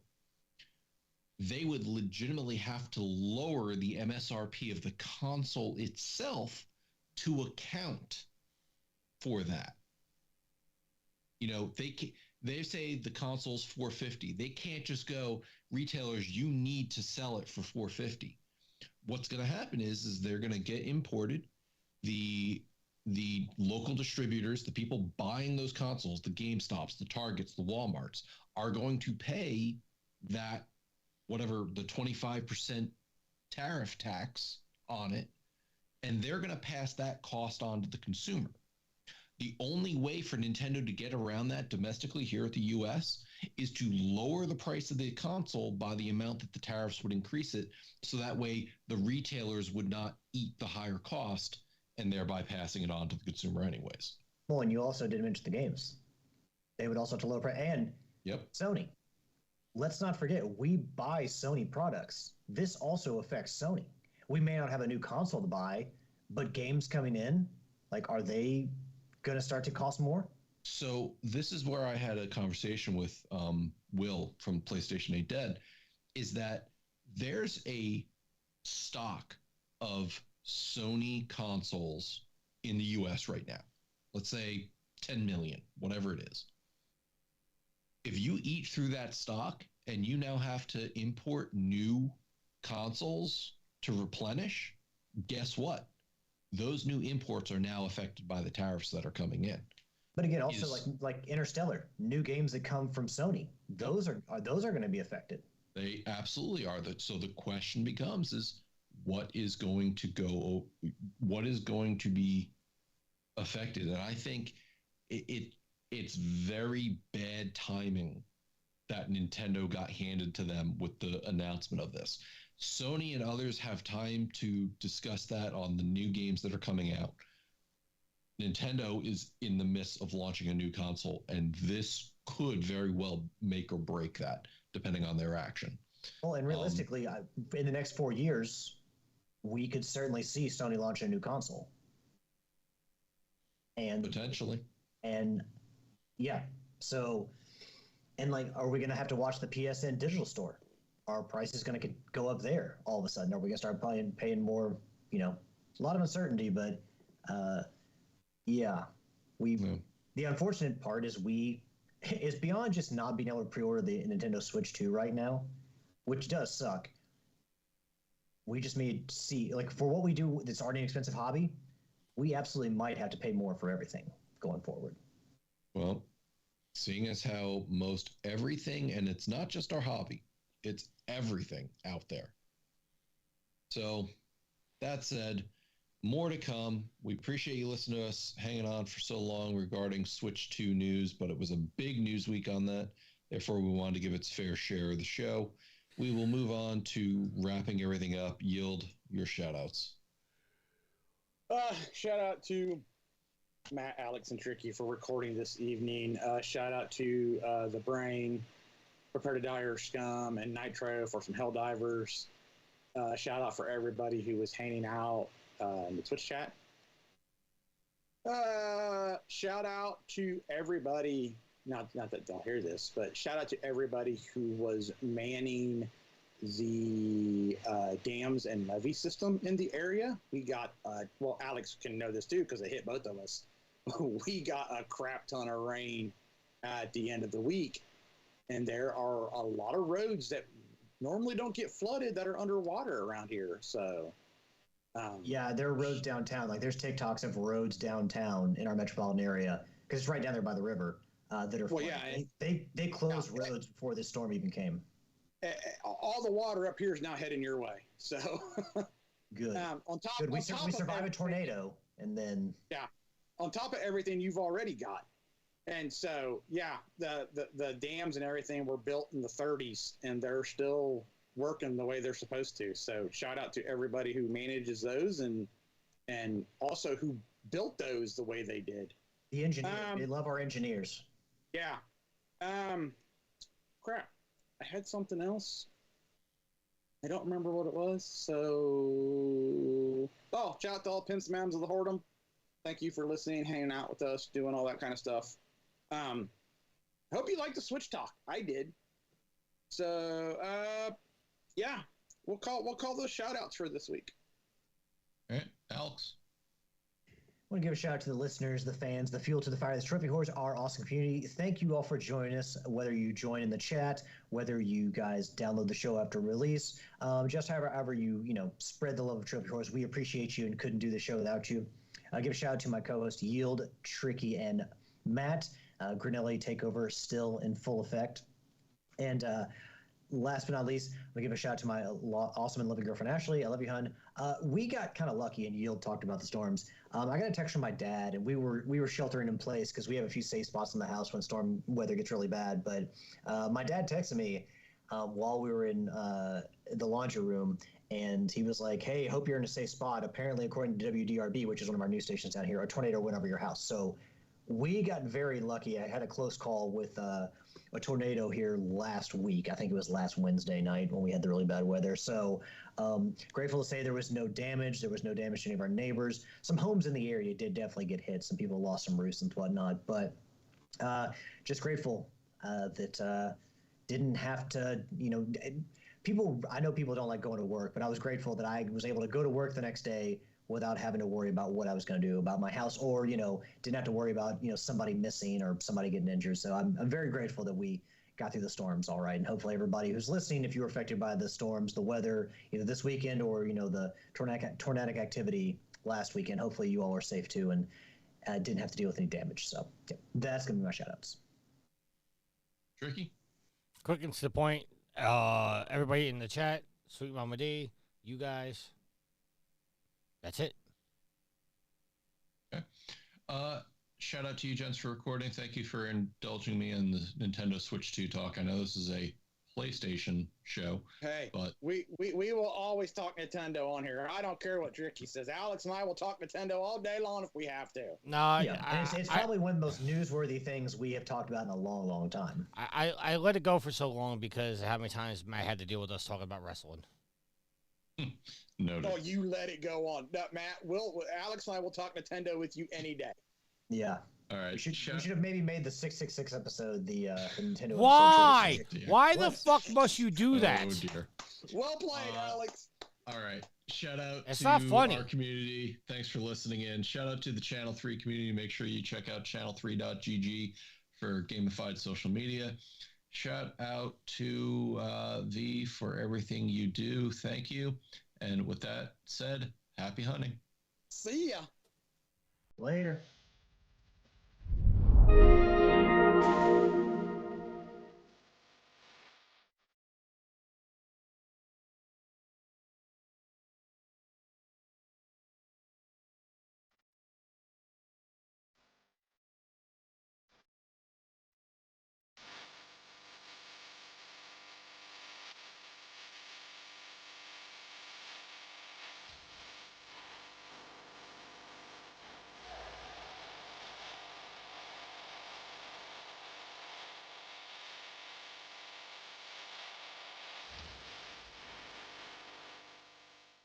The theme song is Venus by the band Even off their album Zenith. Permission granted by the band and 12 Stone Records. You can find them on Facebook by going to www.facebook.com/evenphilippines.